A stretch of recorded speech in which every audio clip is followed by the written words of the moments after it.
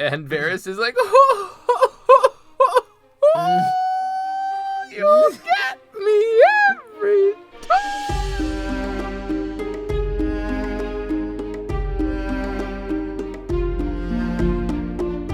What up, and welcome to another episode of Brotherhood Without Manners, your favorite full spoiler reread podcast of George R.R. Martin's A Song of Ice and Fire series on Clash of Kings. I'm Nate. Joining me, as always, is this brother, Zach. What up? On Clash of Kings. On Clash of Kings. On Clash of Kings. Hey, thanks for joining us. If you've joined us before, you know we read Game of Thrones. If you haven't, we are full spoiler. We will talk about things that will spoil you and make you a rotten fruit. We'll just turn you into a sour banana, a rotten grape, a spoiled apple. Good. Yeah. That was good. I don't want to come up with any spoilers right now, because... That was why I went with the fruit analogy. I like it. Yeah. So, last episode, we read Sansa. The first chapter of Sansa. Yeah. For Clash of Kings. Joffrey's name day. What up? Party in the USA. It wasn't a big party, but at the very end of that chapter, we got to meet joust. Tyrion, who arrived in King's Landing. And that's who we're reading this episode. Last time we were with Tyrion, he was still at the crossroads. Yeah, he was having dinner with his pops. It was sweet. Yeah, where he was sweet finally family dinner. Getting some sweet respect, but only because he chucked a wine glass on the ground and made a sweet analogy about how there's peace. You ain't getting peace. That was cool and all, and Jaime's he fucked. liked that. But yeah, Jaime is fucked, and he had just given up hope on him. So Tyrion arrived, and we are now reading his first point of view chapter. Yeah, because biggest point of the chapter is Tywin is sending him to King's Landing to rule. There's too much bullshit coming out of King's Landing between Cersei and Joffrey, with Ned Stark getting his head chopped off, with Barristan Selmy getting dismissed, with fucking all of it. So Tywin's busy fighting a war in the Riverlands. Cersei had demanded his fucking presence, demanded him come at once to King's Landing to protect against Joffrey, and Tywin kind of laughed that off and said he was sending Tyrion instead to rule in his stead. What better way to get a fucking burn at Cersei? Yeah, Tywin knows what he's doing. Than to send Tyrion and his clansmen. And so this chapter picks up immediately after Sansa sees Tyrion walking away at the end of where he has arrived at the small council room, which is being guarded by a member of the King's Guard, Sir Mandon Moore. And I brought this up last episode. Yes. Tyrion notes that in his knightly raiments of the King's Guard, he looks a corpse in a shroud. He's just so gaunt and... Which is a very similar description that Sansa gave Mandon Moore, which is why you had mentioned it last chapter.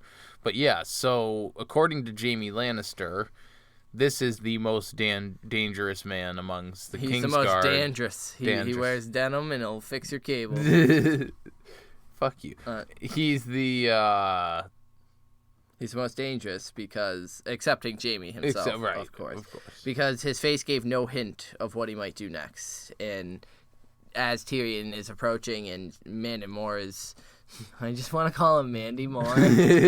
as Mandy Moore is being adamant that Cersei left specific orders that council is not to be disturbed. They're discussing important shit. And Tyrion presents a letter from Tywin, the Hand of the King, and Mandon is just not having it. And Tyrion would like a fucking hint at what this guy's going to do, thinking that Bronn and Timett could probably kill him if it came to swords, but that'd be kind of a shitty start to his return to King's Landing. So he introduces Timett and Bronn and mentions that Bronn is the one who slayed Ser Vardis Egan up in the Eyrie, and asks if he knows him, and Mandon's like, yeah, I've heard of him. So he ends up standing aside, telling them they can enter, but that Bronn and Timett may not. Tyrion can, they can't. A small victory, and he'll take it. Yeah. So he shoulders through the door, feeling almost tall at his little minor victory there, and the 5 council members immediately broke off their discussion. And Cersei greets him with a "you." The exact same greeting that Joffrey gave to him back in the last chapter. In equal disbelief and distaste. And Tyrion quotes, kind of brings it back to Joffrey, saying, I see where Joffrey learned his courtesies. You bitch. And he basically says that he's there to deliver a letter from the father. And he gives that over to Varys.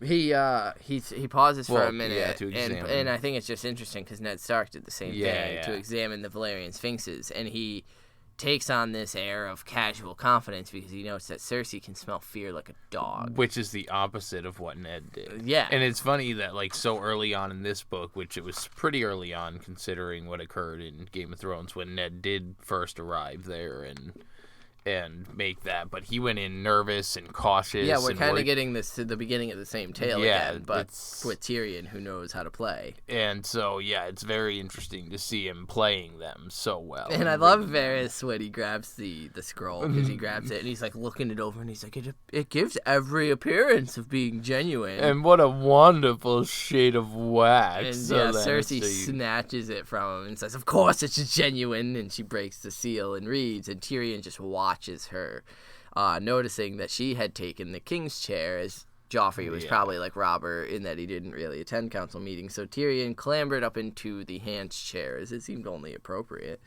And so Cersei reads out the letter that Tyrion is to serve in Tywin's place as hand, and that the council are to welcome him and sanction this. Which Pycelle and Janos Slynt immediately start praising. We could use your counsel, Lord Tyrion. Yeah, Janos Slynt sort of gives the state of the city here in saying that we have sore need of you, my lord. Rebellion everywhere, this grim omen in the sky, and rioting in the city streets. But Cersei is having none of it, and she lashes out at him. Whose fault is that, Lord Janos? The gold cloaks are charged with keeping the peace. Tyrion, you could better serve us on the field of battle. Bitch. Yeah, and none of them know. Everyone there knows that that's not true. That Tyrion is definitely not better served on the battlefield. And he's like, nah, fuck that, because I would much rather have wine and bitches than basically swords and horses. And Littlefinger laughs. Yeah, saying, a man after my own heart. Yeah, fucking. Which he then. That sets Tyrion off. Well, Tyrion smiles at him, remembering a certain dagger with a dragonbone hilt in Valyrian steel, and thinks that we must have a talk about that, and soon, wondering if Baelish will find that amusing as well. So, Tyrion's already on this checklist of who motherfuckers he he's got to start sorting shit out with. Yeah. Well, because he's mentioning it to Cersei, or he will here in a minute. His father said, look into these things. The council members. He intends to actually look into them. Yeah, so Cersei rereads the letter, and she asks how many men he's brought, and he answers, a few hundred of my own. His father was loath to part with his. I gave father a royal command. She is pissed. Yeah, what good is a few hundred if Renly marches on the city, or Stannis sails from Dragonstone? I asked for an army, and father sends me a dwarf. The king names the hand with the council's consent. The king chose father. And Tyrion right back. And our father named me. And Cersei, I'm surprised by how far she goes when she says he cannot do that. He can't do that without Joffrey's consent. It's Tywin fucking Lannister. Well, that's what she was hoping, that because it's her in charge, he's not going to try and undermine her in any way. But it's Tywin fucking Lannister. Yeah, we Cersei. know that. Well, Cersei knows this. Yeah, but she's still, I feel like she's going to, father wouldn't dare step on his little princess, that I'm the queen. And he hasn't really done anything like that since, but he hasn't needed to because Robert was in charge.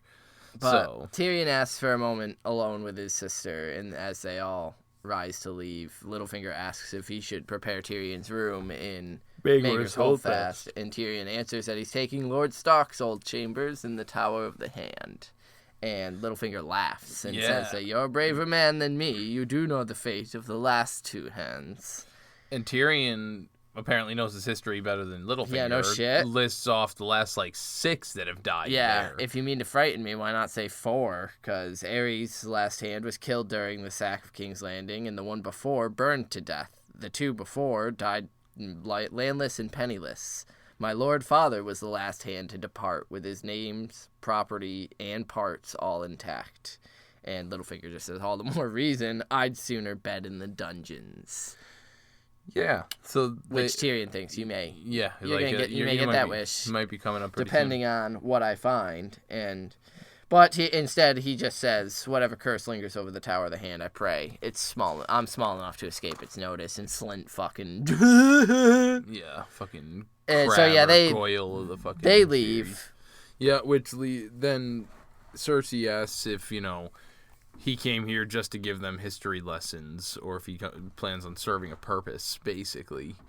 And he just kind of blows her off for, the first half of the conversation. He doesn't give a fuck. Yeah, she gets, has father lost his senses? Did you forge this letter? Why would he inflict you on me?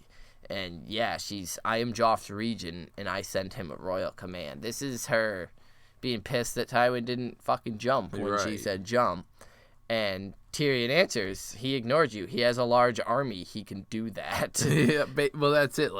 He has look at the sacks. Yeah, Cersei. Joffrey is king in nothing. He's king in name, and that's it. He has no real power. It's people like Janos Slynt who are believing what the fuck Joffrey is putting out. And so Tywin knows that he holds the actual strength. And Cersei tries to power move it and says, if I name this letter a forgery and tell them to throw you in a dungeon, no one will ignore that, I promise you. Yeah, and he's basically especially our father when he gets the here. one with the army. Yeah.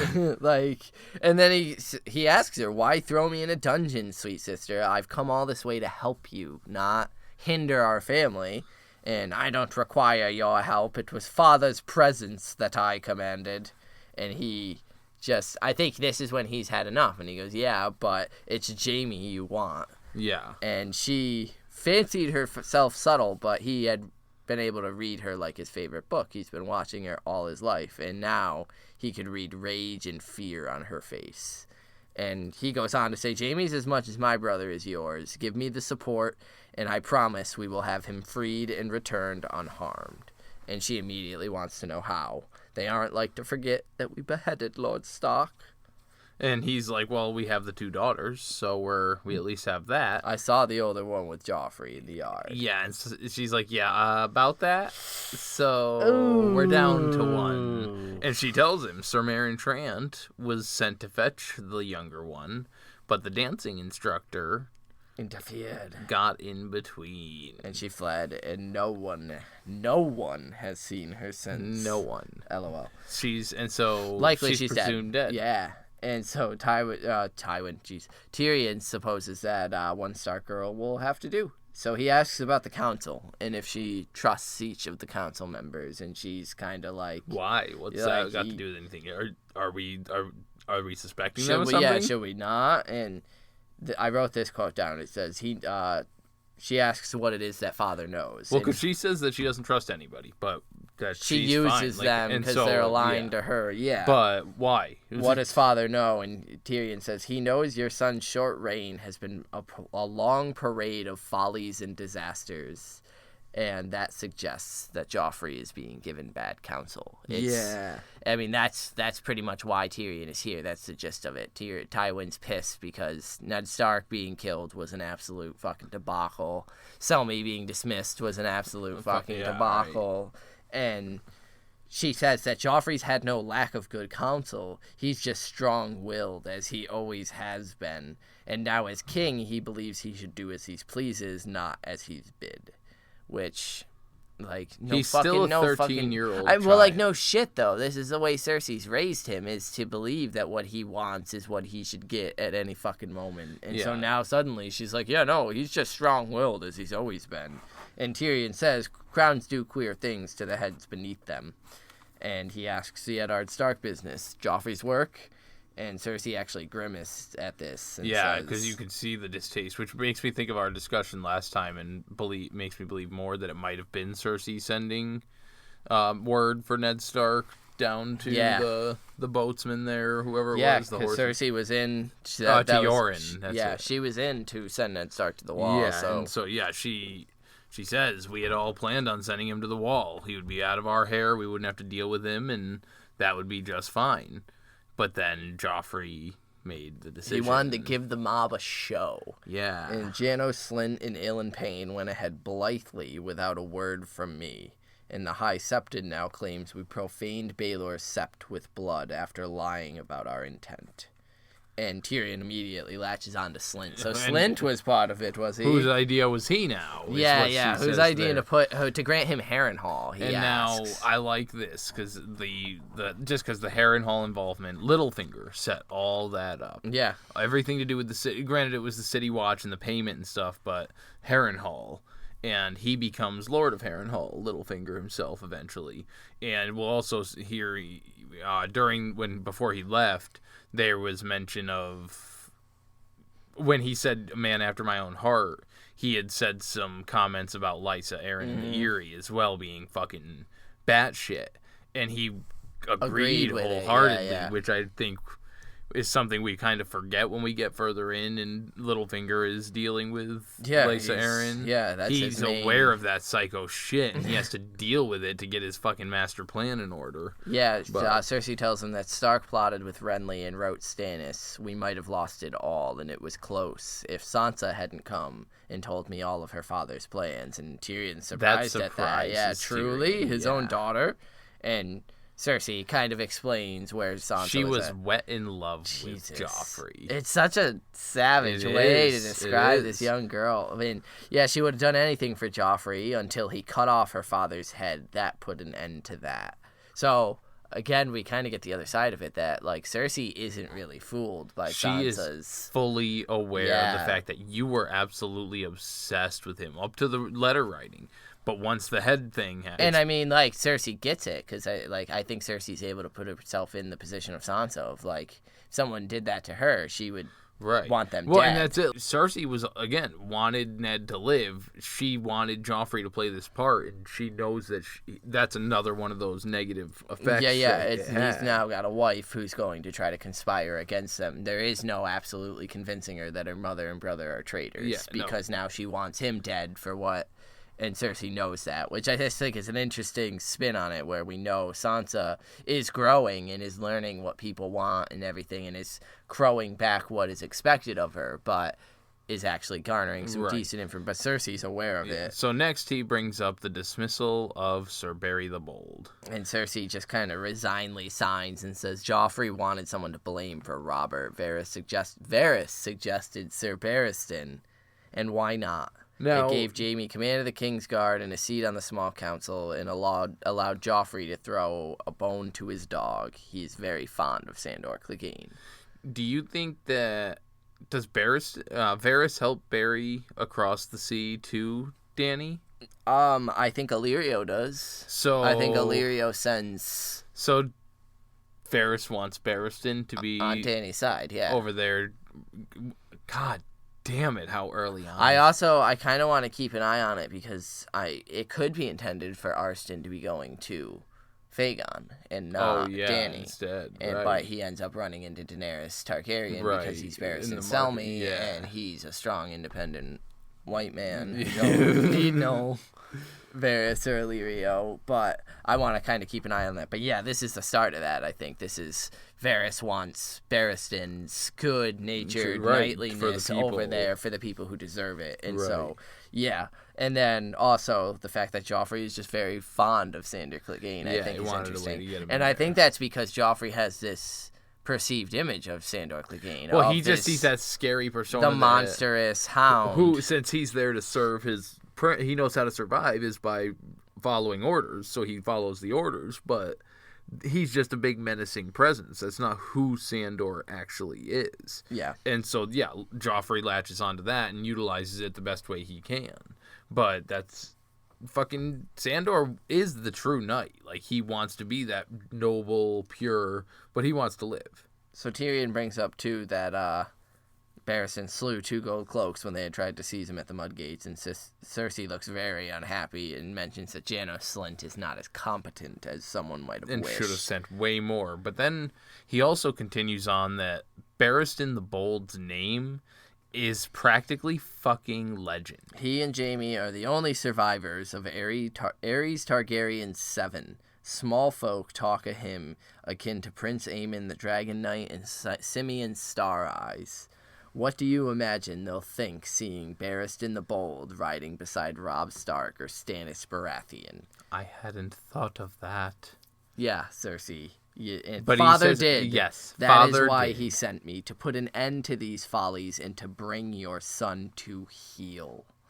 And so there, fucking bada boom. And that's, like, I had not considered that. No fucking shit you hadn't considered a lot, apparently. Yeah, because fuck. You're demanding Tywin just fucking take his army south, like, or back to King's Landing. You're being dense. South was correct. You were South, right. yeah, I know. But she does truthfully say that Joffrey will no more listen to you than he did me. And he says, no, you're wrong. He might. And because he knows that. Don't give me that Don't look. try talking through the middle, putting fucking chapstick on. That's life, I suppose. He knows that Joffrey has no respect for his mother and won't listen to her whatsoever because she won't actually hurt him. And Cersei fucking fluffs up as if I'd ever allow you to hurt my son. And he's like, it's my nephew. I wouldn't actually hurt your fucking son. I have his best interests at heart. But he doesn't know. If he feels threatened, he'll be more inclined to listen. And he actually takes her hand at this point and says, I am your brother, you know. You need me, whether you care to admit it or no. Your son needs me, if he's to have a hope of retaining that ugly iron chair. And Cersei just seems shocked that he would even touch her. And she says, you have always been cunning. Which is like the most complimentary she'll ever be. And he says, in my own small way. And she says, it may be worth trying, but make no mistake. If I accept you, you'll be the king's hand in name, but my hand in truth. You will share all your plans and intentions before you act, and do nothing without my consent. Understand? And he says, oh yes. And she asks, do you agree? And it says, certainly, he lied. Certainly. Certainly. I am yours, sister, for as long as I need to be, he thinks. And then he says, now that we are of one purpose, no more secrets. You say Joff had Stark killed and Varys dismissed Selmy. Littlefinger gave us Janos. Yet who murdered Jon Arryn? Oh. She pulls her hand back, and then Tyrion mentions, like, Lysa seemed to think it was me. You don't know anything about that, do you? Yeah, and she has no clue, according to... No, yeah, the fool Eddard Stark accused me of the same thing, and then she kind of starts to blunder and says, Jon Arryn suspected, or well, he believed... that you were fucking Jaime. We get it. We know. And one of 3, I think? Yes. She slapped him. And he says that, I'm not as blind as our father is. I'm just disappointed that you only open your legs for one brother. Slap 2. And then I'm jesting. Truth be told, I'd sooner a nice whore. I never understood what Jaime saw in you, apart from his own reflection. Slap number 3. And so he starts chuckling, and he smiles. What were you going to say? I was just going to say that if you keep doing that, I may get angry. And that kind of stills her hand for a minute, and she's, so what if you do? And then he just asks, how is it that you killed Robert? And we learn this whole nonsense. We get the details, because we knew at this point. Lancel got him drunker off of a stronger wine and let everything else just kind of happen. The boar never was a boar so delicious, she says. It tasted like triumph. You fucking you dark, sadistic, cruel bitch. Sadistic. You were born to be a widow, he says. Like, if that doesn't encapsulate Tyrion rather liked Robert. Like, I like that's revealed. It says in his big, drunken, oafish way. Yeah. Because he thinks mostly because of how much he detested Cersei. And I thought that was just, of all the things, of course that's what he would like Robert the most for. So, and Robert just likes to drink and fuck. Like, that's Tyrion, a man after Tyrion's own heart. Like, so Cersei, of course, down to brass tacks, asks how he'll free Jaime. And he says, I'll tell you when I know. Schemes are like fruit. They require a certain ripening. And now I've a mind to take measure of the city and ride. And so he gets up to leave, and he tells her parting request. Kindly make certain no harm comes to Sansa Stark. It would not do to lose both daughters. So, like, yeah, don't fuck up again. It's cool, though, that he's following up with what he told Sansa in the end of her last chapter, that is, from him specifically, no savagery will befall her because she was worried about being surrounded by lions. And so that he's making that, like, back the fuck off this girl. Yeah. Like, dumbasses. Yeah, keep her safe from Joffrey at the very least.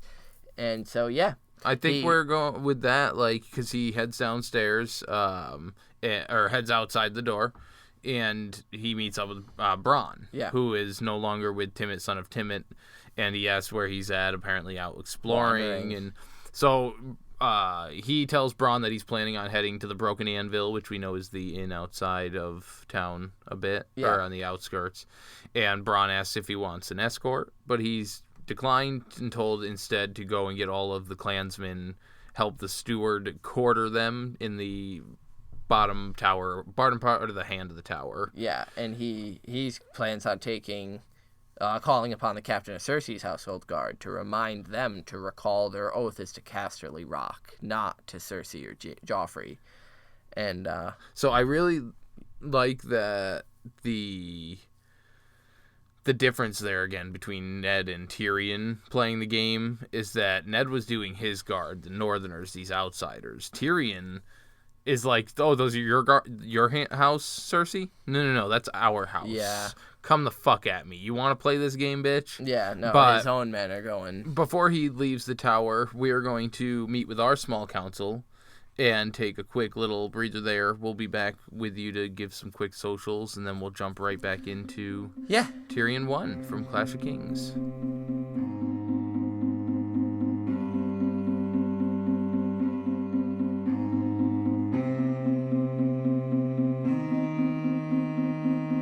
Hey guys, welcome to the small council meeting. We apologize for interrupting the Tyrion episode. Yeah, it's a pretty juicy conversation. Yeah, like Zach said, just some quick updates, some socials, that kind of plugs, information.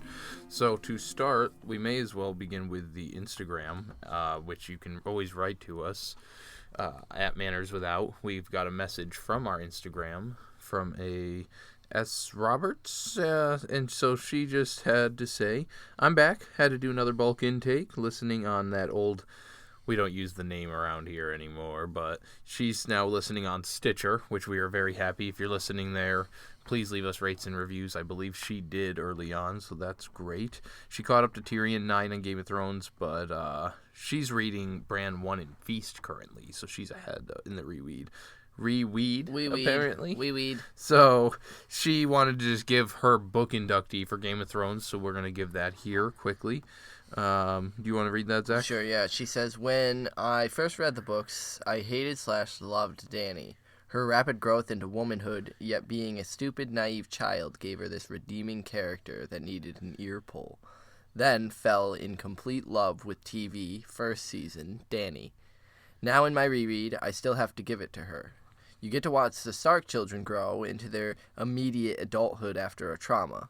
Dany is sold, and she is a child who has been molested by her brother and given to a warrior man. She grew exponentially from her personal trauma.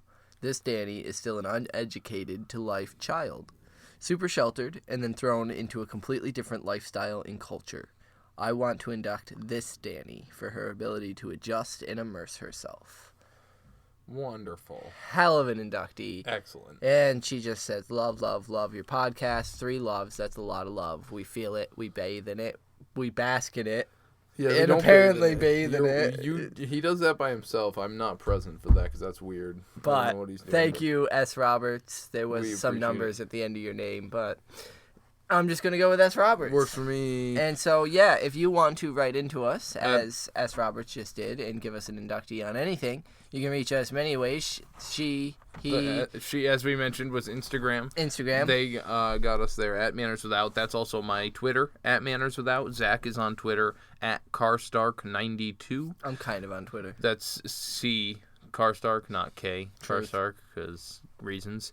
And we are also available via email, withoutmannersbrotherhood@gmail.com. We have a Facebook group, facebook.com/brotherhoodpodcast, or for the initiated, we have a private Facebook group for those who are subscribed to our Patreon. Murmur. And you can subscribe to our Patreon, where you get some bonus episodes at patreon.com/withoutmanners. All of those are viable methods. Please we got some sweet episodes up on Patreon. That's pretty dope. Sample chapters from Winds of Winter. We've got a new one on the horizon that's coming at you soon. We've already got that one decided. We just got to nail out a time to record it, and we'll get that one up. So go follow that. We appreciate you listening. We'll let you get back to the episode now. Yeah.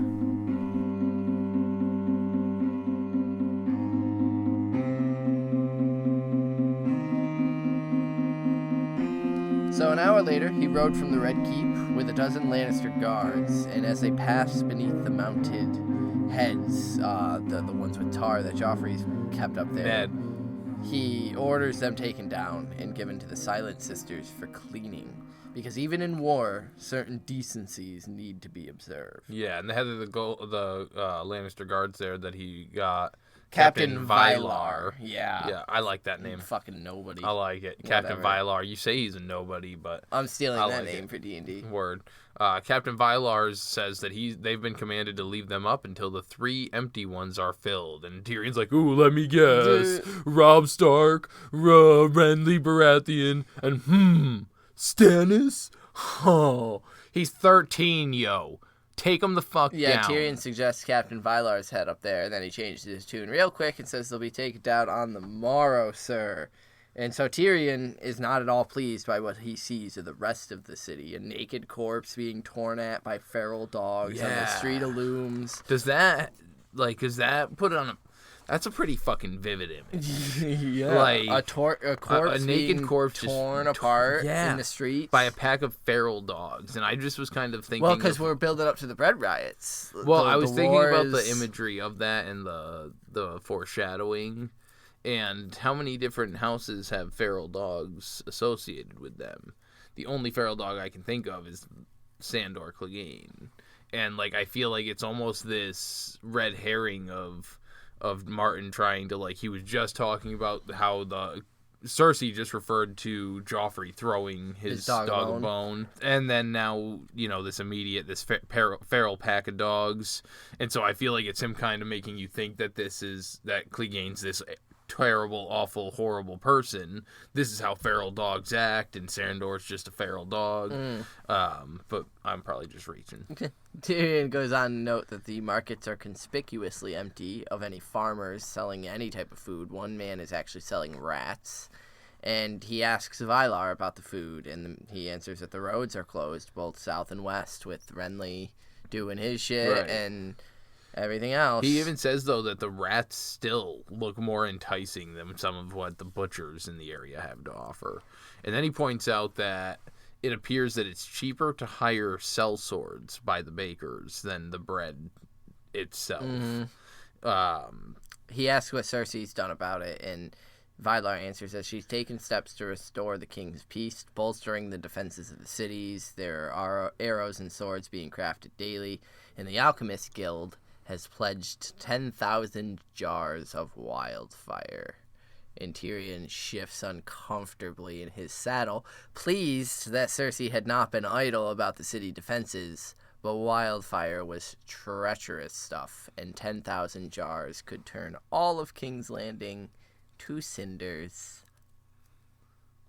I drew on my hand a little bit, so I'm getting... I thought you were going to go and lick your finger and and put out the hot stick. No, I licked my finger to get the ink off my other finger because I drew on myself. Anyway, yeah, so we know that Zach gets his hard-on theory for Arya burning down the city of King's Landing via wildfire, and it's a wonderful theory, and I very much like it.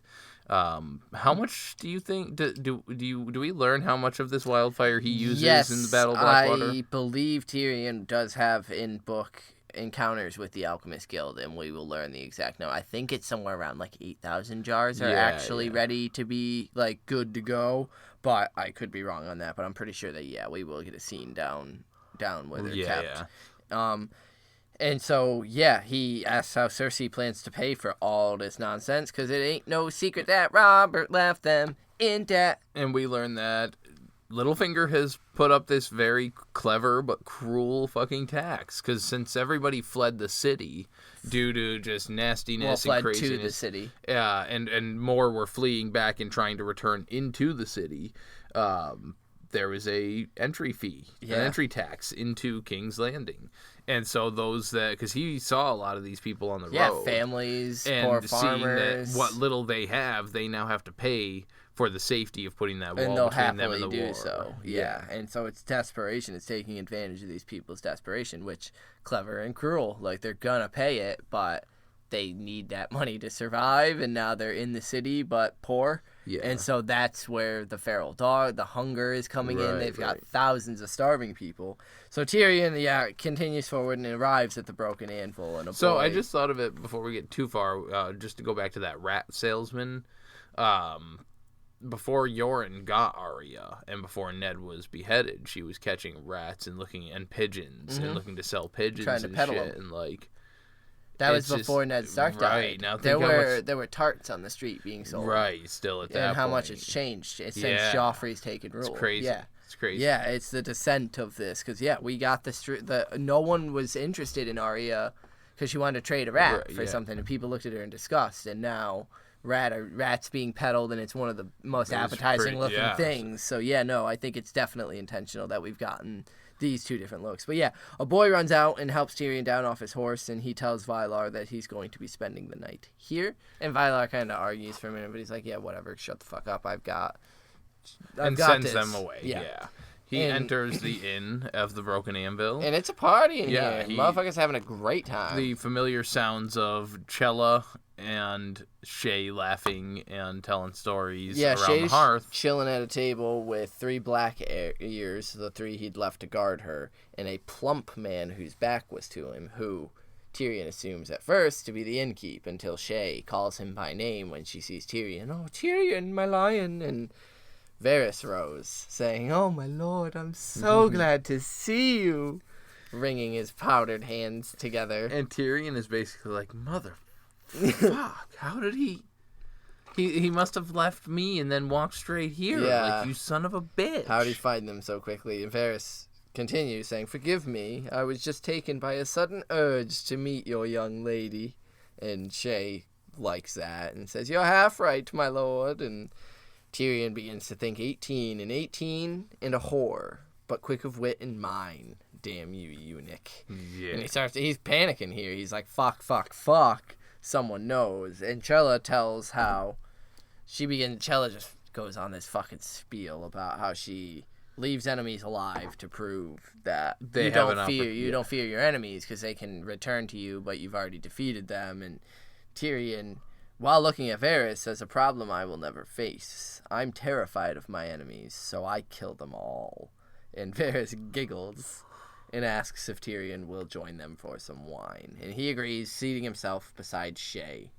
And this is where the whole scene takes a different turn. We saw this exact same conversation style between Ned and Littlefinger and Ned and Varys in early chapters, and Ned was very bad at it.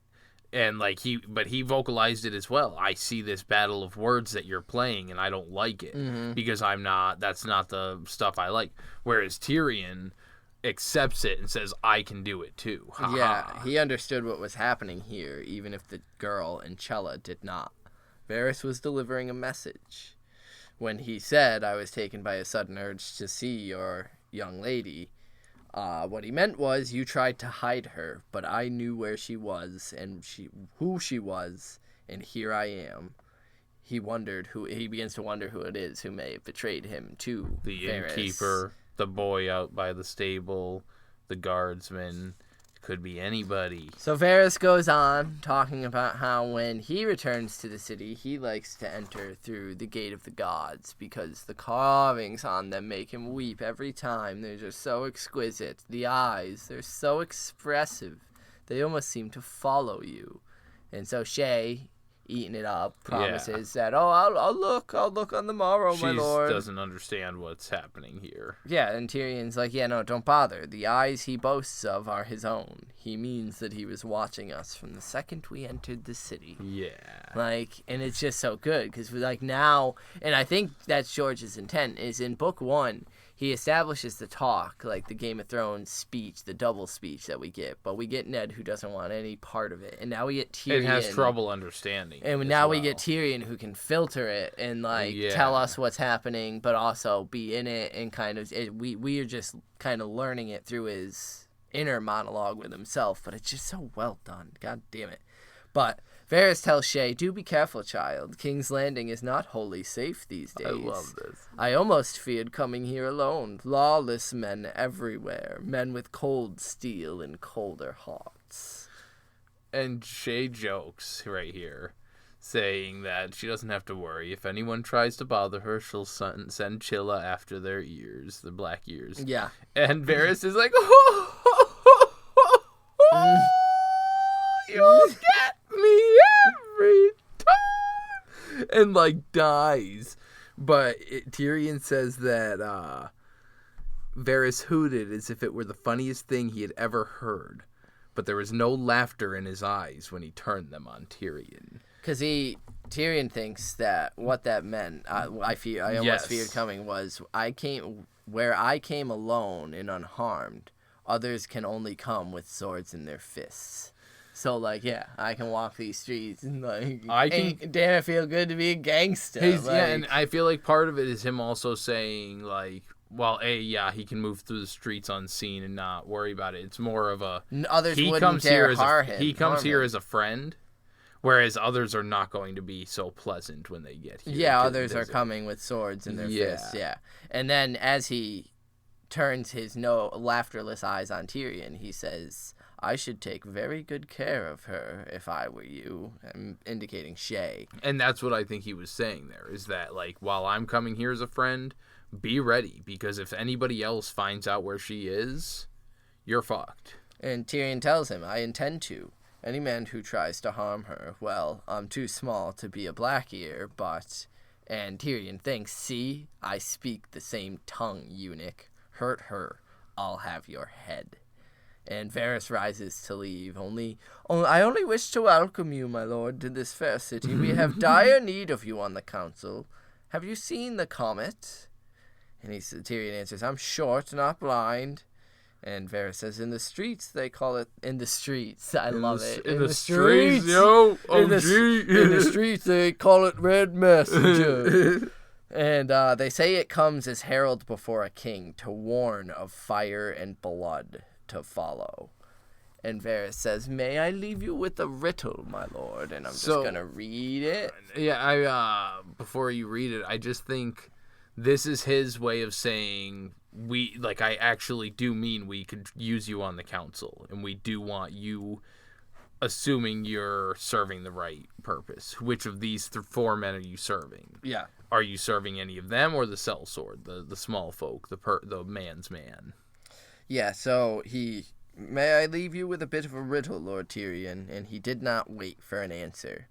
In a room sit 3 great men, a king, a priest, and a rich man with his gold. Between them stands a sellsword, a little man of common birth and no great mind. Each of the great ones bid him slay the other 2. Do it, says the king, for I am your lawful ruler. Do it, says the priest, for I command you in the name of the gods. Do it, says the rich man, and all this gold shall be yours. So tell me, who lives and who dies?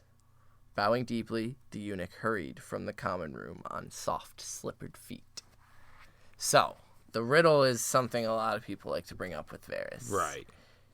Is this one where they, because Tyrion and Shae kind of discuss it here in a minute, and the answer that they kind of give is, it depends on the sellsword. But do you think Varys has a specific? So I think that the answer, or is it that the answer is telling about the person? Well, it's wherever the people put the power is who. So who you choose is saying where you would put the power, and the king, the money, the or the riddle gods. is essentially saying, who do you serve, Tyrion? The realm, the gods, or the gold, right, the vanity. And so the only right answer here is whoever the people put the power into. So it's if you look at the the sellsword as the small folk, not just a sellsword, but as the people. Who do you serve? Tyrion needs to serve the sellsword, the people, and so I think it's Varys' way of saying that's who I serve, is that person, for them to have the right to put the power in. Like Varys' riddle is all about these three, as he like tells them, like the chosen ones, or the what the hell was it Varys called them? Like the great ones? The great ones. The great ones bid him. But they're all dependent on him to slay. Right. So who is it that has the power there? And that's exactly the power of life and death? And that's why I make the analogy that the sellsword is the small folk. It's technically wherever they put the power. Wherever they believe. And wherever they believe is the power, whether it's the gold, the kingdom, or the gods. And so it's all based on what they decide. And so it's really about providing them the options to make their decision and be allowed to do that. And so Varys, we know, serves the good of the realm, or assume. I think this is his way of whatever response Tyrion gives here will help dictate whether Tyrion can help him to that goal. And eventually leads to him getting helped in dance. Yeah. So that's where I'm at with it. When Varys left, Chella gives a snort, and Shae wrinkled up her pretty face and says, "The rich man lives, doesn't he?" And Tyrion sips his wine thoughtfully for a minute and says, "It would depend on the sellsword, it seems." And then he stands, saying, "Come, let's go upstairs." And at the top of the stairs, she begins teasing him, asking if he missed her, and he says desperately, and Shae just starts saying how lonely he's going to be in the Tower of the Hand. And yeah, they make some jokes and start getting the sexy time on, but I do like that throughout this, he does start thinking about Tywin. Yeah. And Tywin, how he told him, you are not to bring the whore to court. I would like to point out that she's not in the city. Well, he mentions that bringing her to the city was as much defiance as he dared. All his authority derived from his father. Couldn't she see that? And that's his dilemma here, is like he can't defy his father any more than he has, because he only has power because his father has granted him his power. Yeah, if his father takes it away, then Cersei will be the first one to be like, cool, off with his head. Yeah, off with her head, off with everyone. Yeah, and so he says, you won't be far. You'll have a house with guards and servants, and I'll visit it as often as I can. And so she undresses, and they do the thing. We're like 13-year-old boys about it. Well, they do the thing. No, there's obviously she's a whore. He's getting his love on. Now we're gonna get into deep, hardcore porn. No, it's not that. And afterward, he thought to himself, "Fool, will you ever learn, dwarf? She's a whore, damn you! It's your coin she loves, not your cock. Remember Tysha? There, see, I said cock." Oh, yeah. Big boy, watch out. And so, yeah, he's already remembering Tysha, this scar of a memory for him. Where do the whores go? Where do the whores go? So, after they finish, though, she asks a very interesting question. What will you do now that you're the hand of the king? And he says, and I don't have the exact quote, but he says something Cersei would never expect. I'll do justice. You say you don't have the exact quote, but that's the exact quote. No, because the words are just kind of partial with the Cersei part. Justice. I mean, the I'll do justice is 3 words. So, yeah, Tyrion means to actually fucking serve. Yeah. Like, the good of the realm. Like, that's it. He's actually... Well, technically, the good of the realm is going to serve the good of Tyrion Lannister. And, I mean, well, that's it. I mean, justice that he feels needs to be distributed, and clearly he's got some anger toward the Aarons and such and such and such. So, like, regardless of whether it's good or bad or warranted actually or not. Just but as far as we as readers know, Tyrion is generally a good person here, and so we want to believe his justice will be better than Joffrey and Cersei's. Yeah. And so that dope chapter concludes. You got an inductee. Tyrion. Woo. Yeah, I'm giving it to Tyrion just because, especially for his first chapter, he commands such a presence in King's Landing. Like, people are already like, fuck, Tyrion's here. Shit's happening again. Yeah, he just swaggers in. And that's it. And he's so confident about what he's doing. He gets Cersei to at least see reason, and then fucking just sets about. goodness. He's starting to put pieces in play already. I mean, he went to go fuck his whore and ran into Varys, but he did say, while his intentions weren't just to measure the city, he wasn't lying. He did want to take and see what's going on, and so he's preparing to fix this city. I love Tyrion. I adore him. So that's a great one. Mine is going to go to the Sea Dog, Cersei, hard C, because she's just savage in this one. Yeah, and their dynamic, as much as Lena Headey and Peter Dinklage nail it, good goddamn, the book chemistry of this. There's just this toxic relationship, but almost an entertainment between her and him. That wasn't quite Lena Headey had that very disdainful outlook at Peter Dinklage's character, but in this there's also this playful sort of I just slapped you 3 times and you're calling me out of my shit, but we're still kind of, that's how we play and interact as siblings almost. It's still pretty fucking harsh. On a hardcore, he's jabbing no, you fuck your brother. No, why don't you fuck me? Just kidding, bitch. I don't want none of that shit, you nasty. Whoa. And Cersei's just, I don't know. I don't know. At first, her petulance is endearing, I guess, where she's demanding Tywin come and serve her. And obviously, that's what ends up being her downfall with the Faith Militant and such. But in the beginning, because she's on a high right now, right? Oh, yeah, with the Robert's death. It tasted like triumph, fuck yeah. And almost everything she has wanted has gone to pass with Joffrey and all that, so. Yeah, so she's kind of Joffrey could be reined in a little, but, was Barristan really that bad? And Tyrion's it is that bad. Yeah. And so, those are our inductees and thoughts. We did receive an inductee from our friend Julian. Am I going to read this one? Yeah. Cool. So, all right, for this one, he is going to induct. Is that right there? Or is the inductee... Oh, this is the whole chapter here. Oh, word. So Tyrion, late to the battle, but I've loved Tyrion with wit and sassiness from page 1 of his chapters. I was shocked by his ugliness, too, because he's pretty good looking in the show. Scar put aside. Yeah, he's a horrid little monster in this. Loved the slaps. That bitch, Tyrion just can't stop being funny, and Cersei can't stop being the cunning, charismatic woman she is. It tasted like triumph. One thing also struck me, the kind of complicity I felt between brother and sister throughout the games Tyrion plays, and the bitterness Cersei holds towards him. Great writing, as we can feel some tenderness and family love despite everything. Wonderfully said, if not wonderfully read. Inductee, the Spider. I didn't even occur. Fucking of course. Great fucking. The Spider. Holy Moses. Varys talking to Shay when Tyrion gets back to the inn. The message sent and understood by the imp throughout what seems to be a common conversation. Genius. Love it. Yeah, Varys turning and standing up is a great reveal. Fuck. It's just oh, fuck. And I mean, obviously on the reread, we know who it is, but that first time in when it's yo, hold on, he's here? Yeah, how the fuck are you already here? So thank you so much, Julian, not Tyrion from France, Julian from France. Julian from France. We love it when we get his inductees. He sends them in frequently, and we appreciate that so much. Please send in your inductees just like Julian. Yeah.